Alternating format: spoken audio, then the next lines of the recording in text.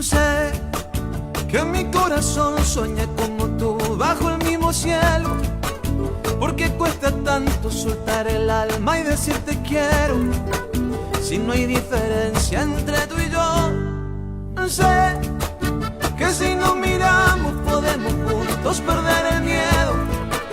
El sol nos abraza y nos pinta a todos labios primero. Porque tanta lucha, todos caminamos el mismo suelo. Yo no soy diferente, no me mires así porque somos todos la misma gente. Tú y yo somos de un mismo lugar, yo no soy diferente. Caminemos juntos y construyamos un mismo puente. Tú y yo somos de un mismo lugar, yo no soy diferente. Por mi venas corre la misma sangre que da la vida. Si cantamos juntos, vamos a ir cerrando todas las heridas, todas las heridas. Sé que si estamos juntos y nos miramos frente al espejo, si reconocemos que nos alumbra un mismo reflejo, sería mucho más fácil de hablar. Y sé que la diferencia que nos separa es un pasaporte, pero aunque te cueste todos tenemos el mismo norte, en la misma luna, el mismo sol. Y yo no soy diferente, no me mires así porque somos todos la misma gente. Tú y yo somos de un mismo lugar y yo no soy diferente. Caminamos juntos y construyamos un mismo puente. Tú y yo somos de un mismo lugar y yo no soy diferente. Por mi venas corre la misma sangre que da la vida. Si cantamos juntos, vamos a ir cerrando todas las heridas. Caminemos juntos el mismo suelo, construyamos juntos un mismo puente. Yo no soy diferente. Al final somos todos la misma gente.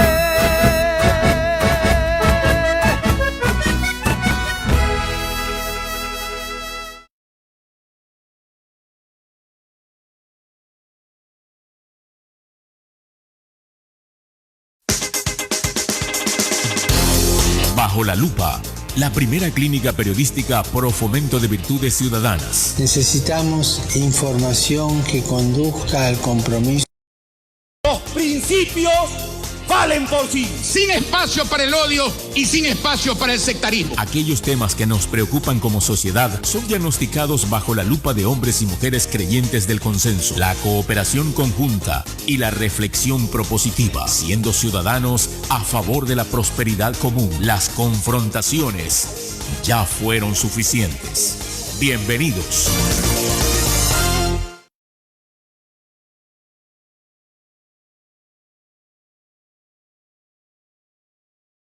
Sentido saludo, querido audiencia de la Clínica Periodística Bajo la Lupa. Soy Javier Guerrero y una vez más ingresamos a nuestra clínica, aquellos temas de interés nacional, social, pero sobre todo ciudadano, sobre todo humano.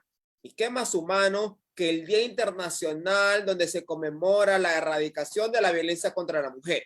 Con tres personalidades, damas, que han venido aportando desde sus diferentes aristas profesionales, ciudadanas, en aras de que se construyan políticas públicas en nuestros pueblos que permitan la efectiva erradicación de la violencia contra la mujer.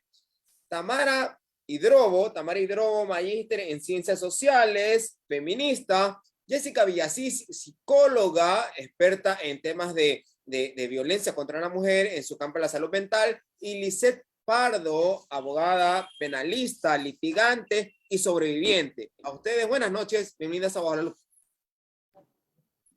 Buenas noches, gracias por la invitación. Buenas noches, gracias por este espacio. Gracias por la invitación, buenas noches.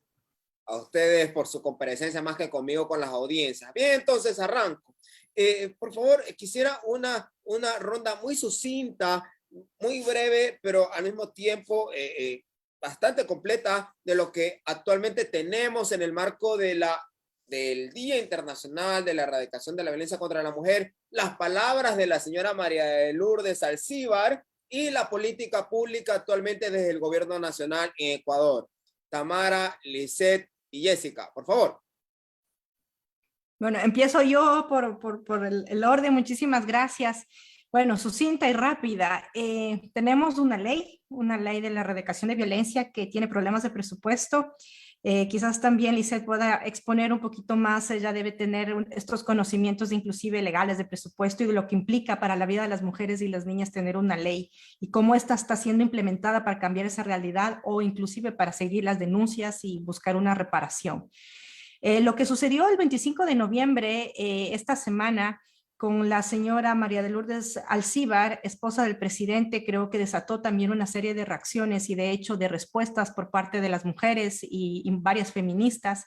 En mi análisis muy simple, muy concreto, yo estaba pensando y digo, pues, ella es una mujer católica de derecha, esposa de un presidente que también representa un área política de derecha conservadora.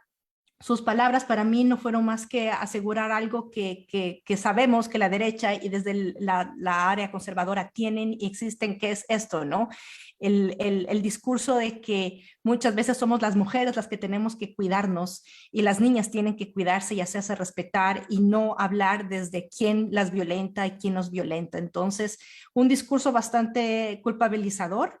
Se utiliza la culpa para culpabilizar a la víctima, a las víctimas de violencia, y las víctimas nunca tienen la culpa. Yo creo que sucintamente eso es lo que ha pasado, eso es lo que se dijo y la reacción está ahora, ¿no? De tener un día de conmemoración donde tenemos que decir no es nuestra culpa. Y lo dejo ahí por ahora.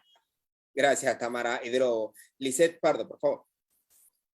Bueno, muchísimas gracias por el espacio. Para mí un placer poder compartir con ustedes. Acotando a lo que Tamara acertadamente ha manifestado, puedo indicar también algo que yo vivo o que suelo mencionar bastante en las intervenciones que tengo en las ponencias o en los space. Es el hecho de que más allá de la bandera política, más allá de la ideología, el machismo está demasiado arraigado en nuestro país, en nuestro estado, en América Latina.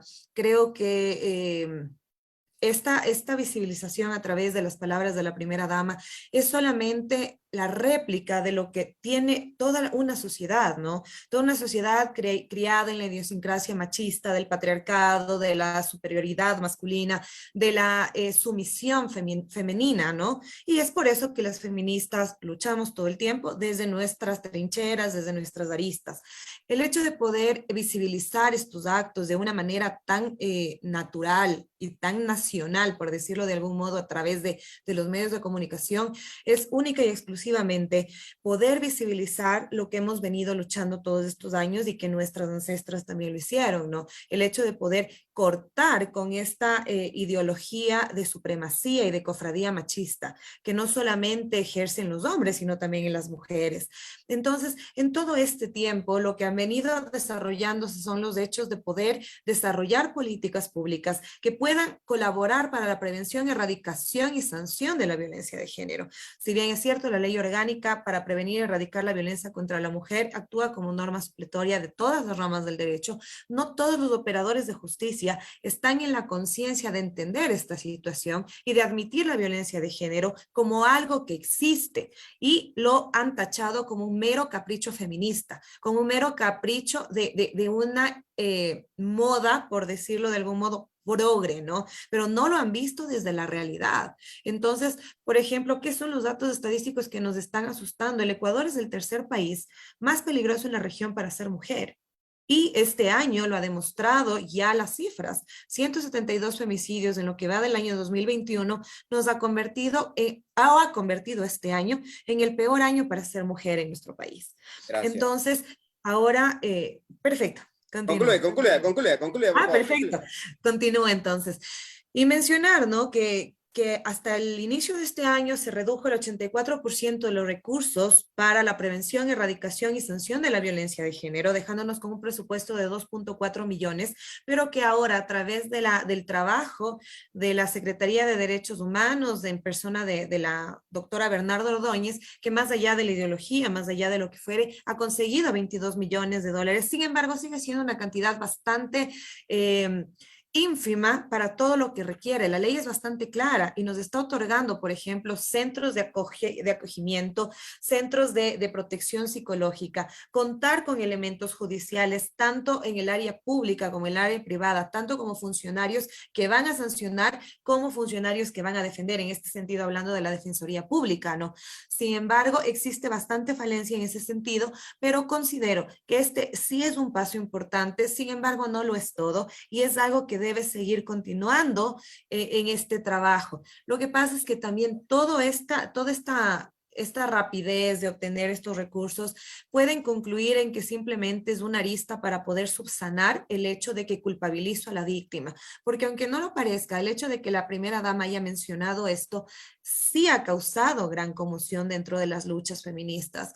O sea, ha sido como una bofetada para quienes trabajamos todo el tiempo en esto y vivimos diciéndoles a nuestras víctimas, no es tu culpa, tú no tienes la culpa. Y el hecho de que nos manden a decir que tenemos la culpa si no nos callamos o si no nos vamos de lugar, es no entender dentro del fondo lo que es la violencia de género. Y claro, hablar desde un privilegio siempre va a ser mucho más fácil.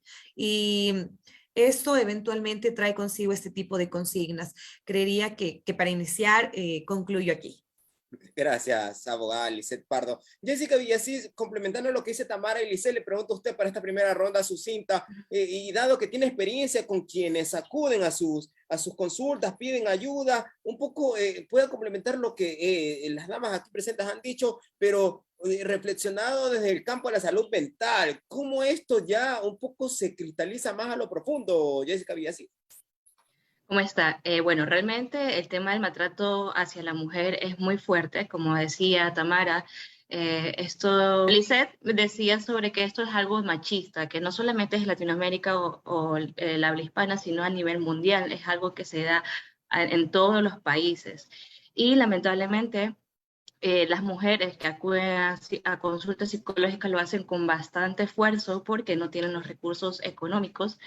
Y aparte de todo esto, cuando metimos en la sesión entre la psicóloga, sería yo y la paciente, pues se vivencia mucha ruptura en su personalidad, llegando así hasta despersonalizarse, fragmentarse mentalmente, llegando a olvidar una parte de su historia por todo este maltrato. Puede ser maltrato verbal, maltrato psicológico, maltrato físico, todo esto afecta. No es porque se habla, no afecta o no lo vemos, no se ve, pero realmente lesiona muchísimo.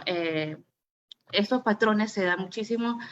Veo que los hombres tienen un patrón tienen una personalidad que se repite mucho, que es el narcisismo, y las mujeres que caen en este maltrato tienen personalidades dependientes o personalidades histriónicas. Entonces, al momento de unirse, es como el complemento especial para ser una persona maltratada, en este caso, la mujer.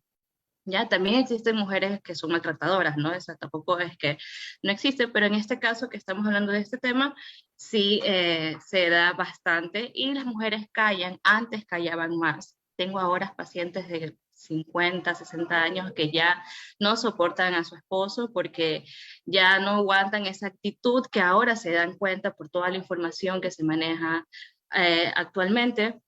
Se dan cuenta que ese comportamiento que tiene su esposo no es normal y que todo lo que ellas están sintiendo no es que están locas, porque este tipo de personas, los hombres, utilizan esas frases para desequilibrar a la persona y realmente llega al punto en la mujer sentirse perdida. Su identidad se perdió porque trató siempre de complacer o de estar pendiente de la otra persona, que terminó olvidándose de ella. Y ahí es donde empezamos teniendo los problemas psicológicos en la mujer. Gracias, Jessica Díaz. Bien, entonces cierro esta primera ronda paso un poco a profundizar, voy un poco en desorden. Lisette Pardo, desde el libre ejercicio, el contacto con los operadores de justicia en materia de cuando usted ya entra a un patrocinio de una persona que ha sufrido de violencia, independientemente que sea física, psicológica o inclusive verbal, ¿cómo usted observa con el transcurrir del tiempo, dada la vigencia de la ley en esta materia que precisamente busca no solamente sancionar, sino también corregir y hasta prevenir estas conductas, sin duda alguna repudiables, que los operadores de justicia tienen en mente y comprenden realmente la gravedad de la situación y hasta inclusive buscan, quizás no desde lo institucional, pero sí autónomamente especializarse en aras de administrar justicia de manera más efectiva para proteger a la víctima, Lisette Pardo? Bueno, me parece que ese es un tema sumamente importante de tratar. No solamente existe la ley orgánica para prevenir y erradicar la violencia contra la mujer, sino que también existen protocolos que se manejan dentro de la función judicial, tanto en fiscalía como en el Consejo de la Judicatura, a fin de que estos operadores de justicia que son especializados en temas de género, en los lugares donde tenemos esta especialidad, si no hay cantones donde tienen jueces y fiscales multicompetentes. En ese sentido, es sumamente complicado el asunto.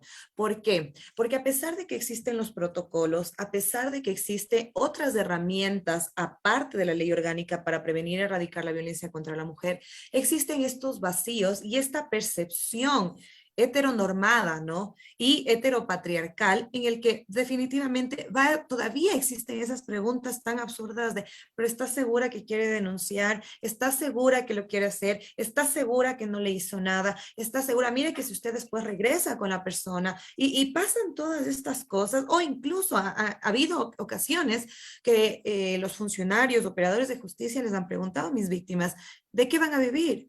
Si es que les meten presos, o sea, en términos muy coloquiales, ¿no?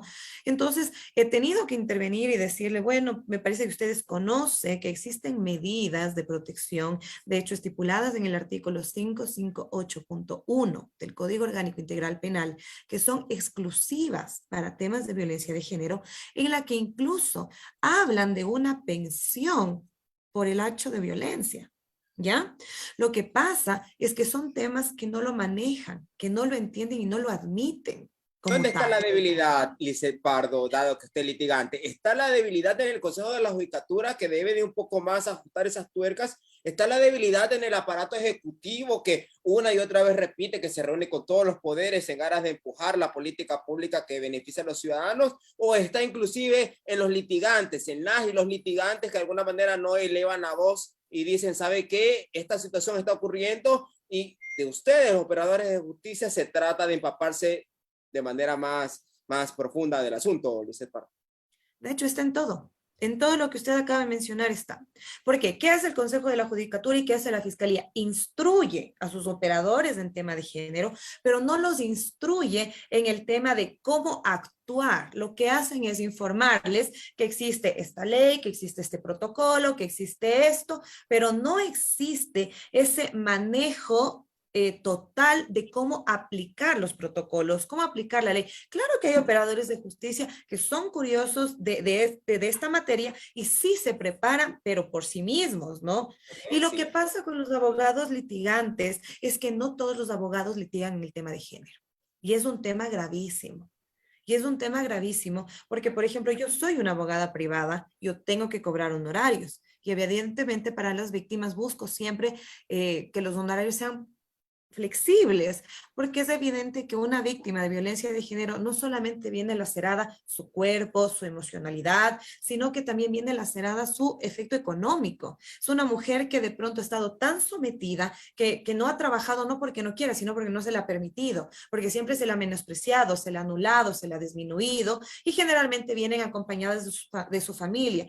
Y su familia, al escuchar los valores de un proceso judicial, y cómo se interviene un proceso judicial, suelen decir está muy caro y van a la Defensoría Pública. ¿Qué pasa en la Defensoría Pública? Tienen cargas laborales tan amplias y tan pesadas que no le prestan la atención, y muchos de los casos de violencia de género que maneja la Defensoría Pública tienen estos problemas, tanto así que incluso la Corte Nacional ya ha emitido sentencias de cuán valiosa debe ser la defensa de una víctima en temas de género. Entonces, es un problema generalizado e integral. Sin embargo, por estas mismas falencias, por estas mismas circunstancias en las que las víctimas se encuentran en desventaja, un victimario, porque aunque ustedes no lo crean, hay gente, hay victimarios, hay agresores que no tienen un centavo para nada hasta que están en medio de un proceso judicial. En medio de un proceso judicial me ha pasado, he visto que de donde sea sacan. Y tienen para pagar por miles de dólares, mientras las víctimas pagan, no sé, 50, 100, a fin de que incluso llega al punto de que a mí personalmente, estas acciones de las víctimas, lo que ocasiona es que yo reúno un colectivo de abogadas feministas y creemos la Asociación de Abogadas Feministas del Ecuador. Entonces somos un conjunto de abogadas que asumimos defensas pro bono, porque lamentablemente el sistema público sí es negligente. Y he tenido inconvenientes por esto, porque yo lo digo a viva voz siempre, porque es negligente, y no solo en la Defensoría Pública. El sistema operativo de justicia es igual de negligente, es inoperante. Hay víctimas que pasan golpeadas en las unidades de flagrancia más de 24 horas. ¿Asumiendo qué?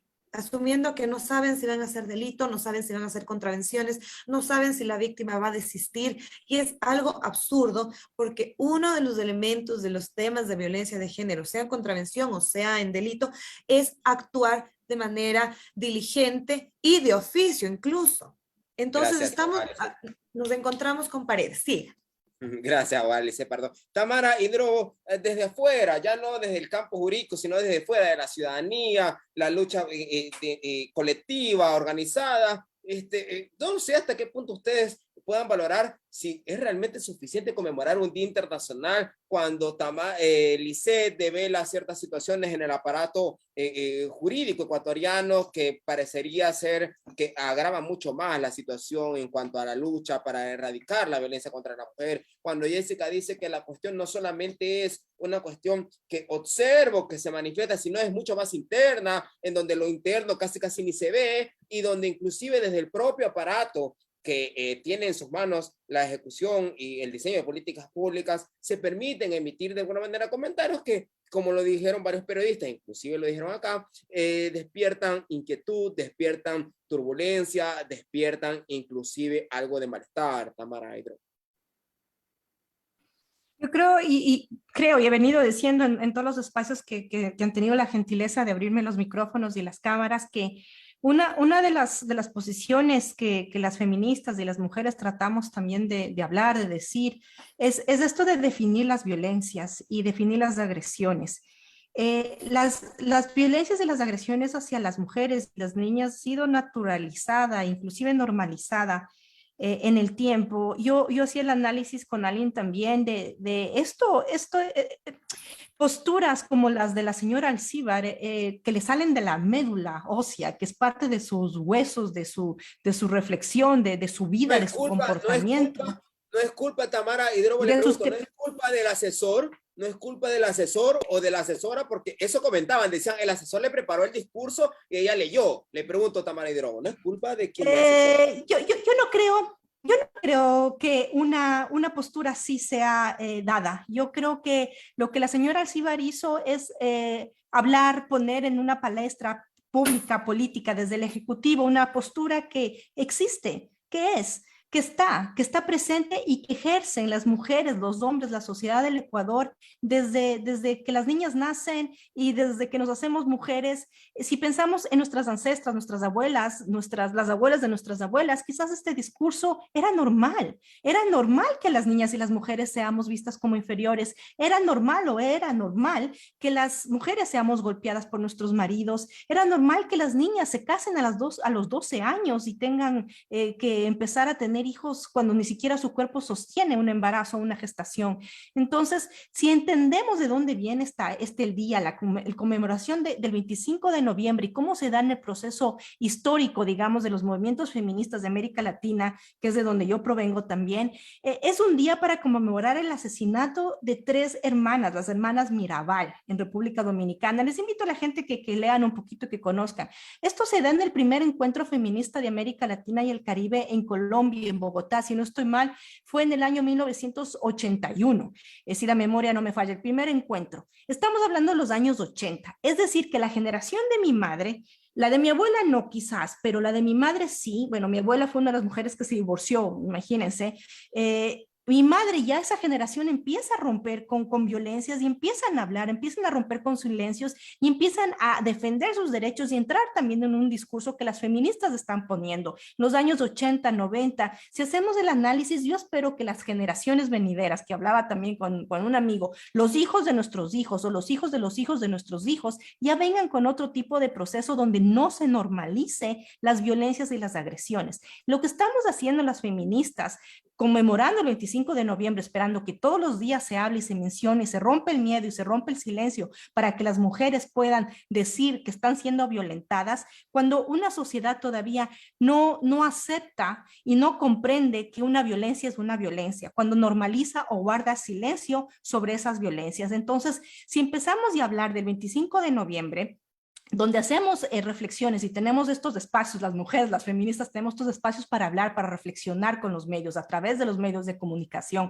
en paneles, en debates, y decir, este día es importante y es necesario para enmarcar un momento de reflexión, donde vemos los números de las mujeres asesinadas, los femicidios, donde hablamos también cómo nos violentan a las mujeres y a las niñas continuamente. Hablaba un poquito Jessica sobre la personalidad de una mujer. Yo no creo que una mujer tenga que ser dependiente o tenga que ser vulnerable a la manipulación para recibir violencia o agresión. Yo creo que sí existe un círculo tóxico y de la violencia que hay que analizar y comprender, y que nadie, absolutamente nadie, tiene el derecho de juzgar cuando una mujer tiene o puede o debe salir de su círculo de violencia, porque eso es un proceso íntimo y personal, porque cuando las mujeres rompemos el miedo y cuando las mujeres rompemos el silencio, nos exponemos a más violencia, y eso sabemos también. Yo creo que tenemos una sociedad católica, apostólica, romana, conservadora, que las feministas y las mujeres estamos tratando de confrontar y de romper y de derrumbar con nuestros discursos, nuestros cuerpos,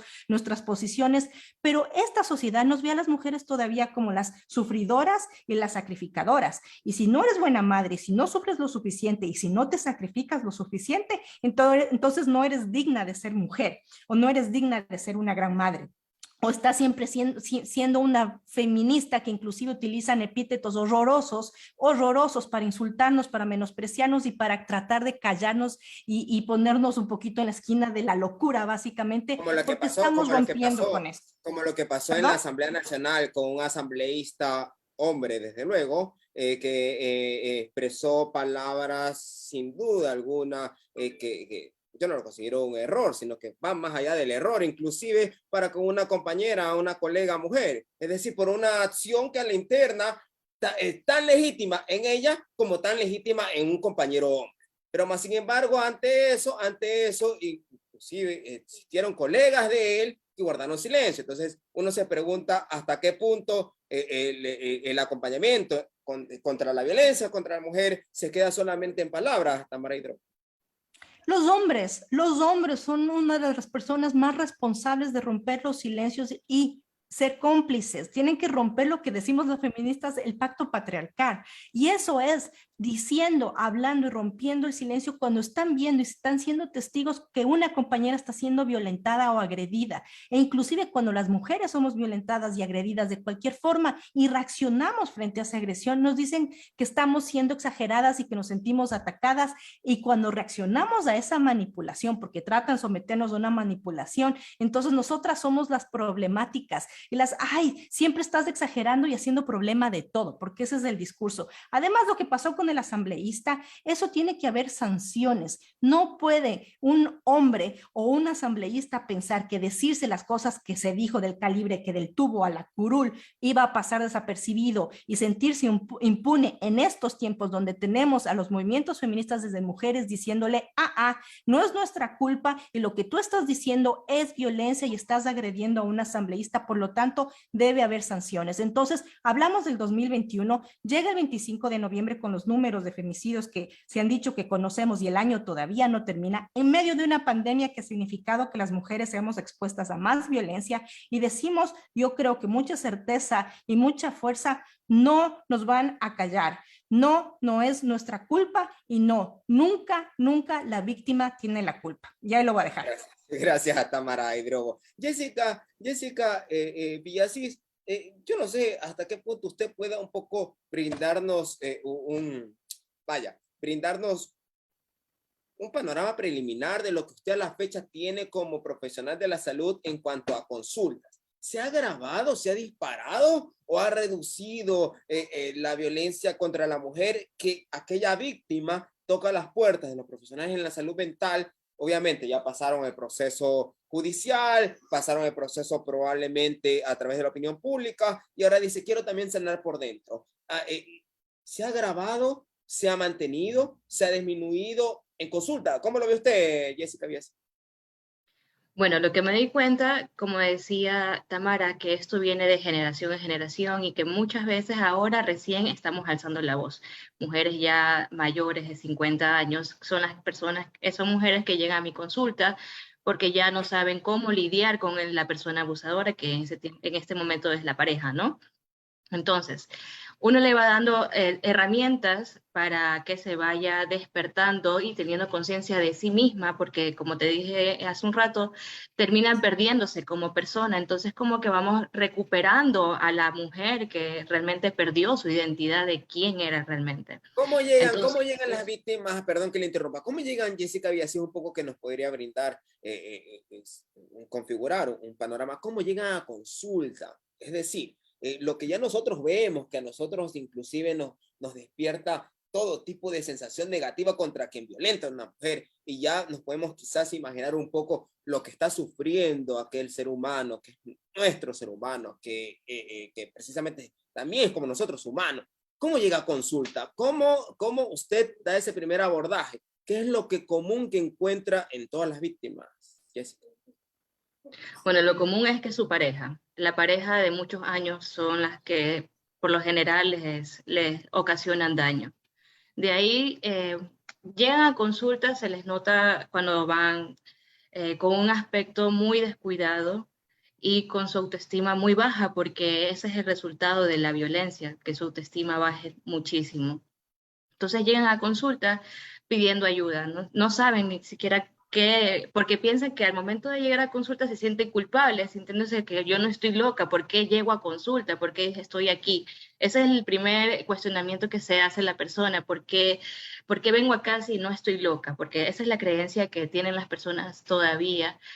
Con eso de la pandemia, gracias a Dios, la gente como que está teniendo la oportunidad también visitar un psicólogo y hablar de sus emociones. Pero las mujeres que llegan, que son víctimas, llegan con mucha culpa de que todo lo que ellos sienten están mal porque ellas han hecho lo mejor y han dado el 100% a su pareja, en este caso, pero no reciben lo mismo de él. Entonces ahí va ese vacío, ¿no? Cada vez va dando más, y va vaciándose ella, llegándose al punto de olvidarse de quién es.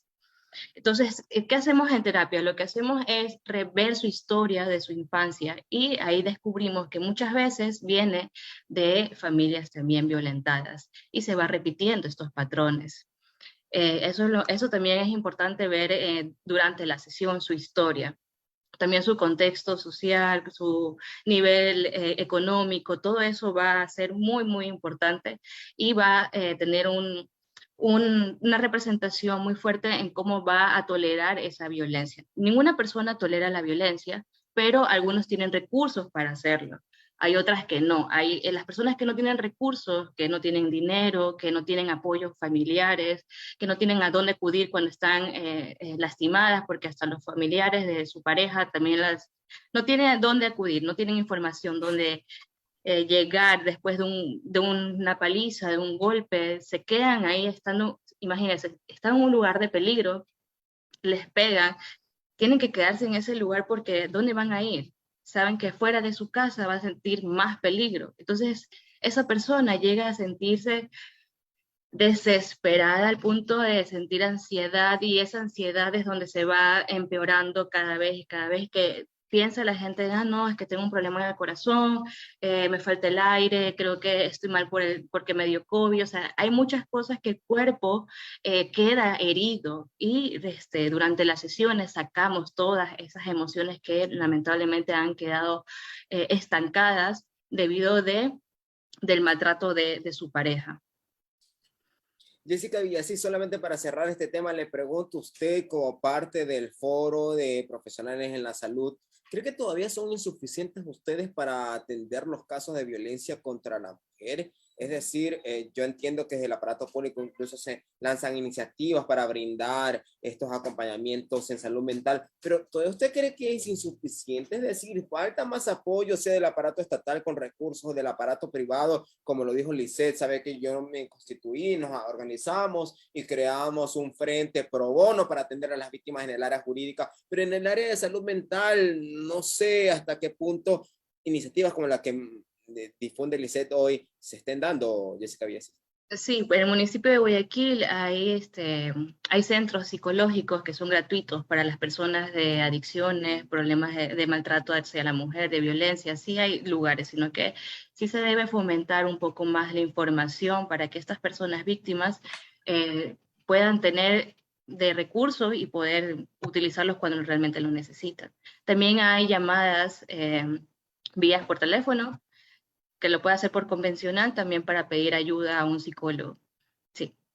Gracias, Jessica Villasís. Bien, entonces paso a la segunda etapa de este panel, que precisamente es la propuesta, las conclusiones, el brindar luces a nuestros gobernantes, a nuestras autoridades, para que lo que tenemos lo mejoren, lo que no han hecho lo hagan, y lo que todavía sigue pendiente pues se termine de concretar. Voy nuevamente en desorden. Tamara, a ver, desde la lucha social, desde el trabajo en las calles como ciudadanas de a pie, desde esa voz que clama y una otra vez hay que actuar, ¿es suficiente? Se anunció hace unos días que ya tenemos el Centro Violeta. ¿Es suficiente iniciativa del municipio de Guayaquil como Amiga No Está Sola? ¿Es suficiente que desde el gobierno nacional se conmemore el Día Internacional de la Mujer con el lema de la indignación a la acción? Aunque criticaron también ese lema porque manifiesta un poco que se pierde el norte en la lucha. Pero ¿es suficiente eso? ¿Dónde hay de alguna manera que llamar a la reflexión? ¿Será que hay que llamar a la reflexión en los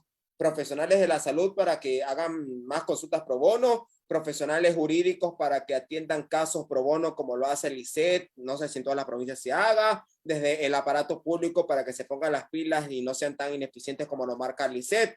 ¿Dónde hay que ajustar, Tamar?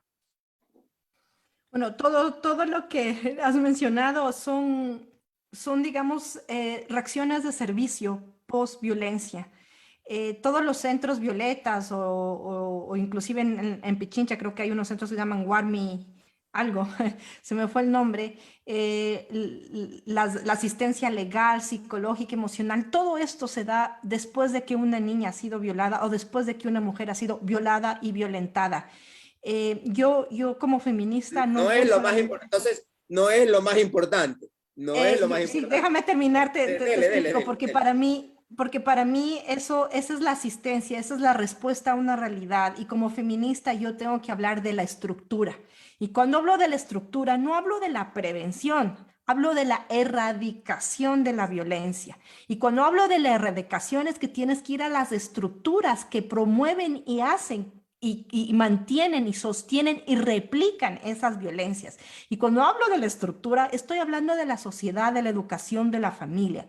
Si tú tienes o si tenemos una sociedad que es profundamente católica, que inclusive hay otras religiones donde nos enseñan y educan a las personas, a las mujeres, a someternos a los maridos, a las niñas, a someter y a servir a su familia, a su marido, a los hombres, a las niñas a jugar con la cocinita y a los niños a jugar con la pelota de fútbol, a las niñas a recoger en la mesa, a lavar los platos y a los niños que pueden ir a jugar con los amigos, que cuando haces cosas de niña no tienes que llorar como niña. Si tienes todo este discurso y toda esta forma de traspasar estos valores, estas creencias que se transforman, me dirán también aquí Jessy, que Lizeth, que son desde los valores, las creencias, te transformas en comportamientos. Tienes violencias que aún en el Ecuador no son vistas como violencias. El golpe físico es una violencia, pero no se habla nada de la violencia psicológica, de la violencia emocional, de la violencia patrimonial. Hablamos mucho de la violencia política. Nosotros, los compañeros hombres, a su juicio, ¿hemos reflexionado y estamos conscientes de la violencia contra la mujer o todavía nos falta bastante por resolver? Les falta bastante, desde no interrumpir a una mujer, desde darle el espacio a la mujer, desde no tratarnos con condescendencia, desde no tratar de enseñarnos o decirnos cosas que ya sabemos y muchas veces sabemos más que los mismos hombres, desde no tomar ese rol de responsabilidad que tienen de darse cuenta del privilegio que tienen, desde no atreverse a ser vulnerables. Las feministas hablamos de deconstrucción. La deconstrucción no solamente es de los hombres, ¿sí? Va también y atraviesa a las mujeres. Desde dejar de hablar como hombre sobre si existe o no las violencias entre las mujeres, ¿sí? Porque entonces las violencias también... No, primero encárgate tú como hombre de asegurarte que no violentas a nadie, que no agredes a nadie, que te das cuenta de las oportunidades, los privilegios que tú tienes como hombre antes de tratar de opinar o atreverte a opinar lo que una mujer puede o no puede hacer, tiene o no tiene que hacer, puede o no puede pensar o puede o no puede decir. Entonces, cuando hablo de estructuras y este cambio estructural, estoy hablando de esto, de la educación, de los valores, de cómo las familias se constituyen, de una sociedad donde todavía muchos derechos son prohibidos, donde los cuerpos nuestros de las mujeres son territorios de disputa, son territorios de agresión, son territorios de todo tipo de cosas, menos nuestro propio territorio, porque aún en el Ecuador las mujeres no podemos decidir sobre nuestro cuerpo. No podemos decidir sobre nuestras vidas porque las niñas son violadas y violentadas y obligadas al silencio para no exponerse a más violencia e inclusive muchas veces obligadas a callarse y a silenciar ese maltrato, esa violencia por la misma familia cuando esa violencia proviene del entorno familiar. Entonces, vamos a la estructura, vamos a interpelar todo lo que hace que existan las violencias, atrevámonos a definir las violencias, atrevámonos a indicar qué es violencia y qué no es violencia. Cuando en una sociedad todavía no reconocemos la violencia como violencia, nos indica que vamos a seguir dando centros de ayuda, tratando de que el sistema legal funcione, tratando de que exista acceso al apoyo psicológico emocional, tratando de decir que las mujeres todavía somos seres inferiores, que nos dejamos manipular y que dependemos psicológicamente, emocionalmente y económicamente de nuestras parejas, que la verdad es muy cierto, y que además las mujeres tenemos círculos de violencia o círculos tóxicos en muchas áreas de nuestra vida y que absolutamente nadie tiene el derecho de juzgarnos más allá de acompañarnos. Y cuando eres hombre, reitero, tienes que tener esa conciencia del rol que tienes, de los privilegios que tienes y tienen que empezar a ceder. Pero yo sí creo que los poderes fácticos como la iglesia, el gobierno e inclusive, yo no sé, los sistemas económicos, no les conviene que las mujeres estemos disputando y estemos en esos espacios porque eso significa que les quitamos los privilegios. Y cada vez que hay una amenaza de quitar privilegios, pues obviamente existe una ración violenta. Y para terminar, y con esto concluyo también y cierro esta participación, yo les invito a que vean ese spot publicitario de la campaña que lanzó la presidencia el 25 de noviembre y que inclusive está en el Twitter del presidente Guillermo Lasso. Este video horroroso, porque es que no tengo otra palabra para definir, horroroso, donde una mujer básicamente violenta a su hija y estás ahí perpetuando ese discurso de violencia de una mujer hacia otra mujer. Si analizamos, si tenemos la valentía de analizar qué está detrás de este mensaje, nos damos cuenta que están tratando nuevamente de minimizar, señalar, y digo señalar con el dedo a la mujer, a la mamá que violenta a una niña, y que se habla de eso, de la acción frente a la indignación, no, de la indignación a la acción. Y yo digo, y yo digo, no, hay que ir a la acción desde la indignación, que este tipo de spot publicitarios de una campaña nos lleva a tratar de reafirmar este discurso de que las mujeres somos brujas, somos horrorosas, somos malas madres, y que si nos atrevemos a ser feministas y a romper toda esta estructura que trata de obligarnos a comportarnos o a hacer de cierta forma, entonces somos todo menos buenas mujeres. Gracias, Tamara Hidrobo. Jessica Villasís, desde su arista de la salud mental, un poco decía Tamara, ¿sabe qué? Nosotros, los compañeros hombres, desde un poco siendo audaz, representando a todos los compañeros hombres desde Mi Voz Ahora, no hemos comprendido la violencia. Me voy ahora a la contracara desde sus consultas, cuando usted, algún hombre le toca las puertas para que le atienda en consulta y probablemente alguna situación allí sale de que existen algunos conflictos en el hogar y demás. ¿Usted observa que hay un poco entendimiento, poca reflexión de la violencia contra la mujer desde el lado del hombre? ¿Usted observa eso o observa también, inclusive como se dijo hace unos días, ¿sabe qué? Es que si yo veo a mi esposo malhumorado, yo mejor me voy para que así de alguna manera se evite que se encienda el conflicto? Jessica Villas. ¿Cómo está? Bueno, los hombres que llegan a consulta, si han llegado, lamentablemente también han vivido violencia y no hacen conciencia de su comportamiento al repetir ese patrón, ¿no? Y es de verdad, la mujer es quien tiene que poner los límites, pero si no tienes las herramientas, ¿cómo lo vas a hacer? Me refiero a no tienen las herramientas, ¿por qué? Porque por lo general estas mujeres que llegan han venido violentadas desde su hogar, o sea, es algo que se repite y se repite. Entonces, al momento de que ya tiene su pareja, ha pasado mucho tiempo y dicen, es verdad, tenemos discusiones, pero es algo normal. Entonces, ese normal y discusiones, ¿hasta qué nivel, no? Porque se puede discutir conversando, pero ya cuando ya hay palabras muy gruesas, donde ya les insulta, les puede estar botando cosas, o sea, y le dicen, no, es que estoy enojado, tú me provocas. ¿Y qué está haciendo ahí?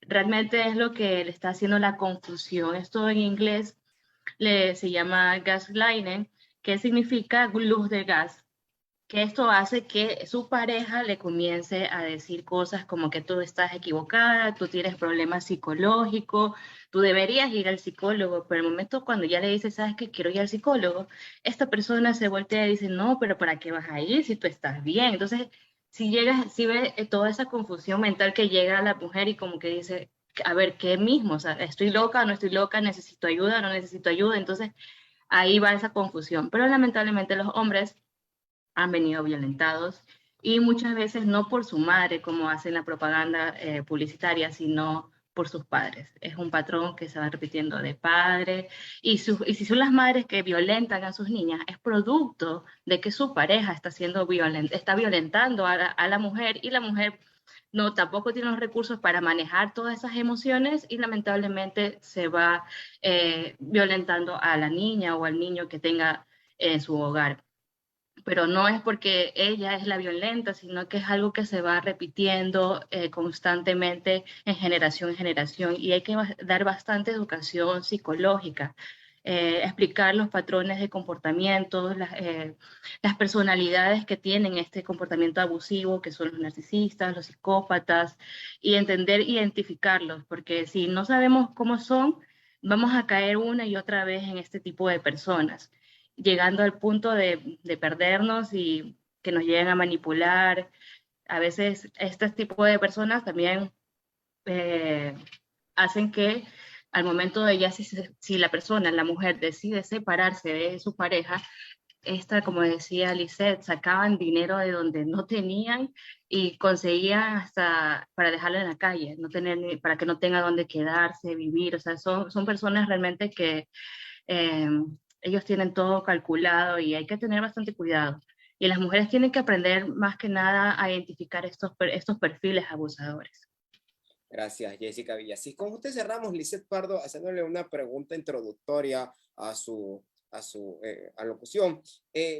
¿Cómo responder también desde el ámbito jurídico y usted también en su calidad no solamente de dama, sino de sobreviviente, cuando le dicen, ¿sabe qué? Es que porque ella no escogió bien, le pasa lo que le pasa. Y eso se dice, una y otra vez se repite, y está circulando en WhatsApp, circula en las redes sociales, circula en la reunión de amigos, circula donde usted puede estar, ahí circula. No, es que porque no vio, no conoció bien a la pareja, no conoció bien a los padres, o sea, de alguna manera como que justificando un poco lo que sucede. ¿Cómo entender eso, Lisette Pardo, desde el ámbito jurídico? Por favor.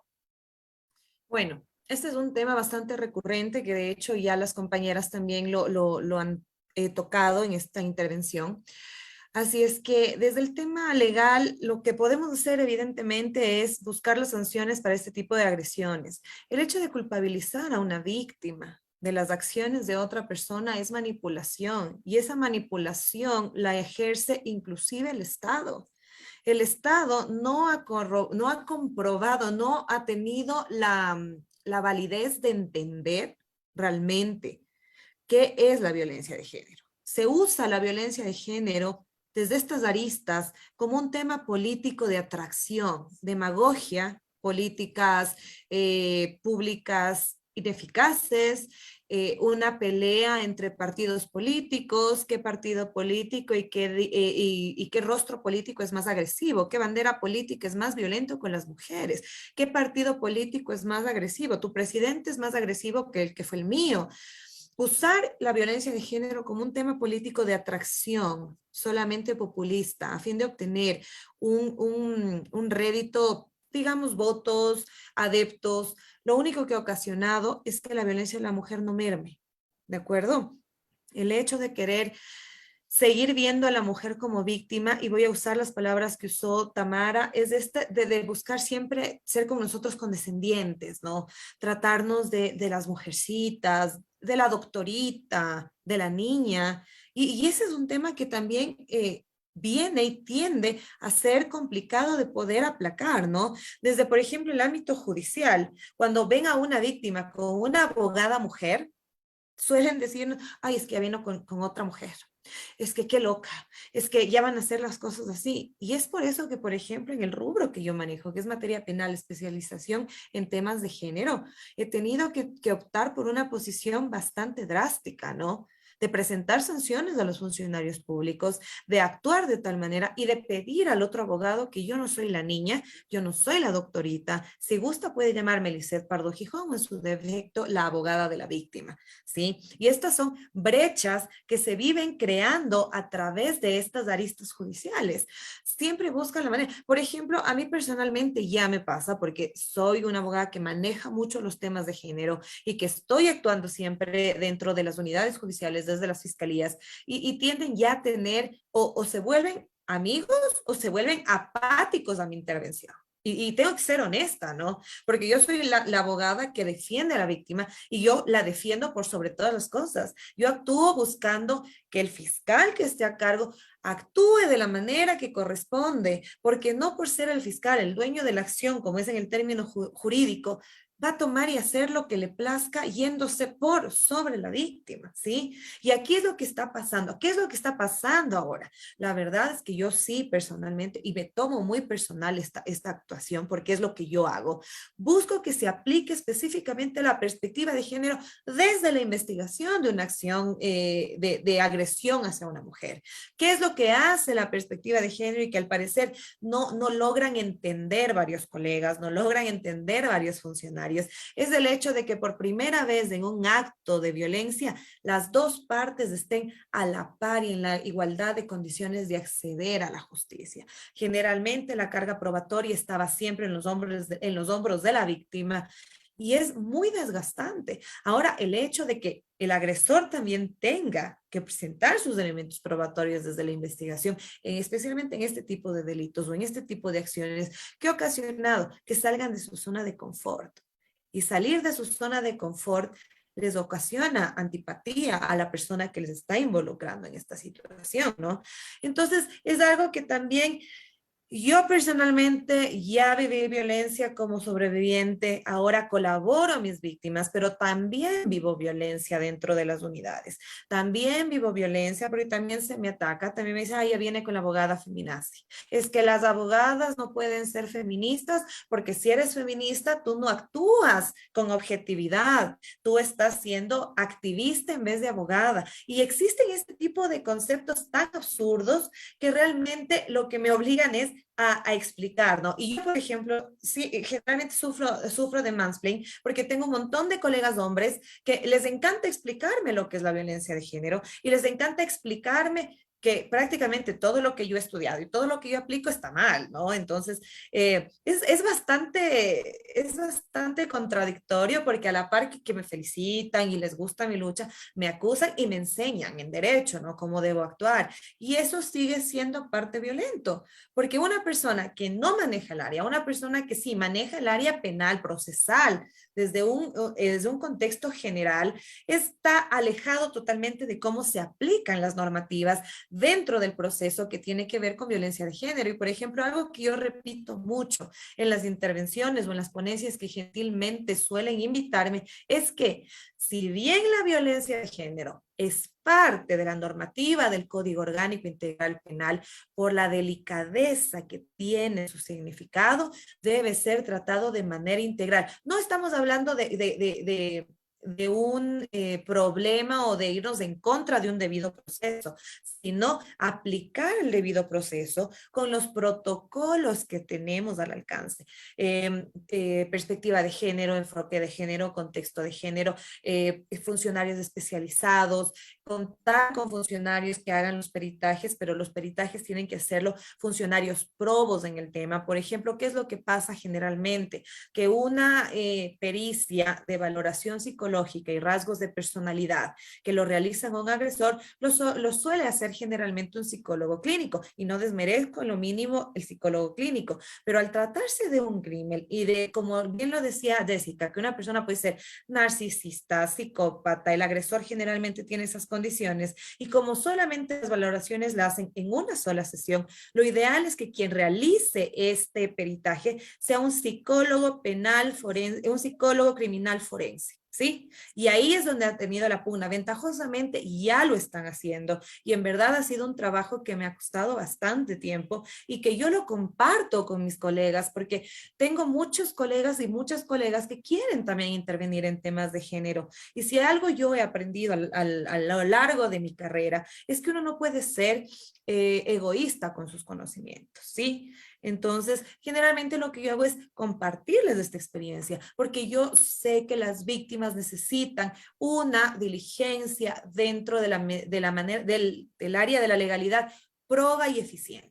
Entonces, eso es lo que a mí me sostiene, la memoria feminista que yo mantengo, porque yo viví algunos años en Argentina y de hecho ahí fue donde conocí toda la legalidad feminista, la doctrina penal feminista, y es algo que realmente aquí no se aplica. Y reitero, muchos colegas varones tienden a decirme que está mal, que no es la manera, porque ellos saben un montón de género, entonces como ellos saben muchísimo de género, me explican, ¿no? Gracias. Y yo sé que suena irónico, pero es la verdad. Entonces, nada, pues... que se apliquen todos los ordenamientos, que se apliquen los protocolos, y ese es el trabajo diario, y siempre complacida de poder ser parte de estos espacios.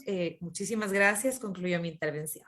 Gracias, abogada Lizeth Pardo. Solamente cierro el programa. Me parece, corríjame si estoy equivocado, Tamara quiere aportar algo más a lo que se ha dicho o no para cerrar este espacio.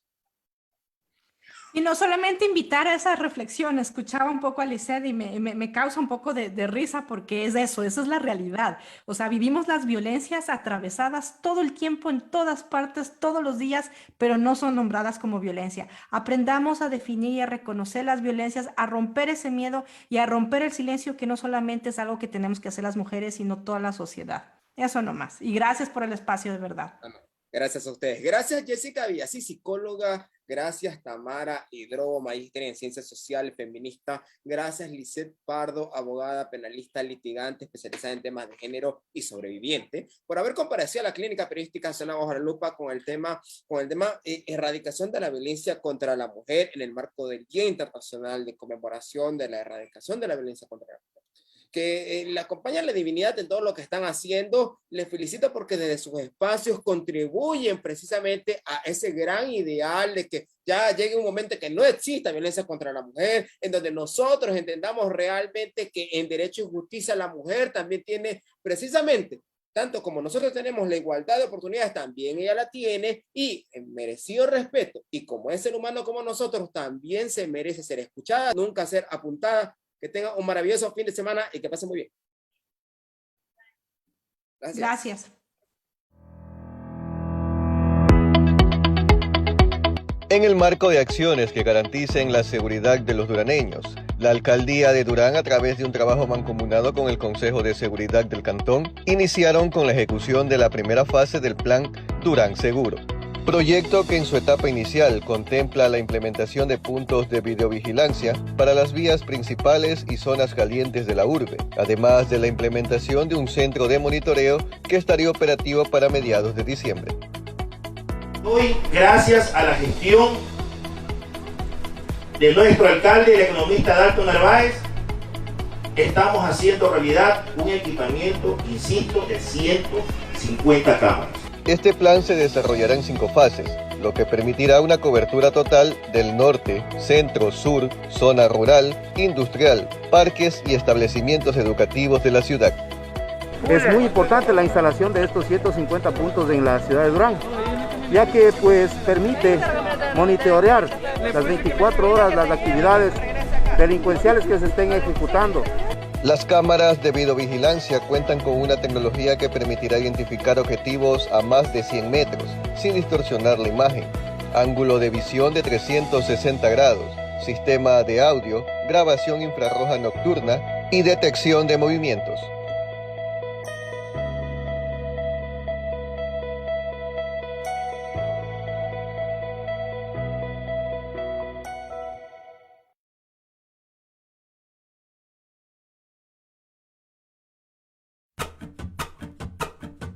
Sé que mi corazón sueña como tú bajo el mismo cielo, porque cuesta tanto soltar el alma y decirte quiero, si no hay diferencia entre tú y yo. Sé que si nos miramos podemos juntos perder el miedo, el sol nos abraza y nos pinta a todos, nadie es primero, porque tanta lucha, todos caminamos el mismo suelo. Yo no soy diferente, no me mires así porque somos todos la misma gente. Tú y yo somos de un mismo lugar, yo no soy diferente. Caminemos juntos y construyamos un mismo puente. Tú y yo somos de un mismo lugar, yo no soy diferente. Por mi venas corre la misma sangre que da la vida. Si cantamos juntos, vamos a ir cerrando todas las heridas, todas las heridas. Sé que si estamos juntos y nos miramos frente al espejo, si reconocemos que nos alumbra un mismo reflejo, sería mucho más fácil de hablar. Sé la diferencia que nos separa es un pasaporte, pero aunque te cueste todos tenemos el mismo norte, en la misma luna, el mismo sol. Y yo no soy diferente, no me mires así porque somos todos la misma gente. Tú y yo somos de un mismo lugar y yo no soy diferente. Caminamos juntos y construyamos un mismo puente. Tú y yo somos de un mismo lugar, yo no soy diferente. Por mi venas corre la misma sangre que da la vida. Si cantamos juntos, vamos a ir cerrando todas las heridas. Caminemos juntos el mismo suelo, construyamos juntos un mismo puente. Yo no soy diferente. Al final somos todos los mismos.